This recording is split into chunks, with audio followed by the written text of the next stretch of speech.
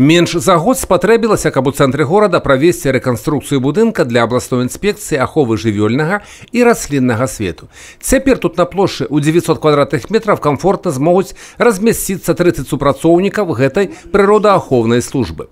У урачыстасцях з нагоды адкрыцця прынялі ўдзел дзяржаўны сакратар Савета бяспекі Беларусі Станіслав Зась, старшыня брэсцкага аблвыканкама Анатоль Ліс, начальнік дзяржаўнай інспекцыі аховы жывёльнага і расліннага свету Юры Церцель, кіраўнікі праваахоўных структур вобласці, кіраўніцтва гарадской выканаўчай улады. Новы будынак уваходзіць у шэраг аб'ектаў, якія ўзводзяцца ў межах праграмы падрыхтоўкі да святкавання тысячагоддзя горада над Бугом. Самое главное, что для вас созданы благоприятные условия для работы. Хорошие кабинеты, хорошие условия. Рядом река, то есть средства, которые у вас имеются для охраны животного, растительного мира, вы можете их легко использовать. Ну и для населения это также важно, что он находится не где-то далеко на окраине города, а практически в центре нашего города, подъездные пути хорошие к нему. Поэтому все условия созданы. Акрамя стварэння умоў для работы супрацоўнікаў інспекцыі паклапаціліся і аб новым сучасным тэхнічным аснашчэнні і спецыяльнай апаратуры, прыборах начнога бачання, квадракоптарах, спецыяльным аўтамабільным і водным транспарце, квадрацыклах і снегаходах. І гэты арсенал будзе пастаянна пашырацца і папаўняцца, тым больш, што задач у інспекцыі на сёння шмат. І адна з галоўных – дапамагчы зберагчы прыроднае асяроддзе для нашчадкаў.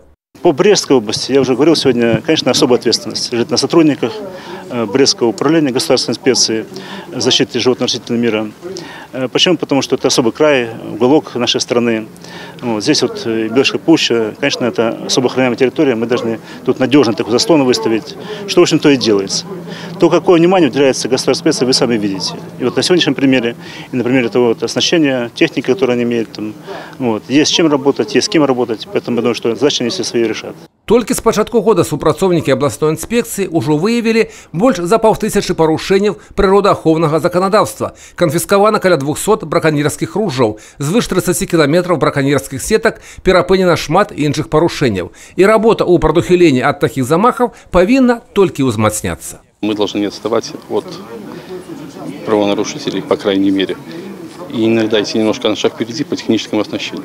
Сегодня мы работаем в этом направлении с различными предприятиями, в основном белорусского, конечно, нашими белорусскими. Это Белома, к примеру, где мы приобретаем приборы ночного видения, тепловизионные приборы, бинокли более совершенные, усовершенствованные, ну и другую технику.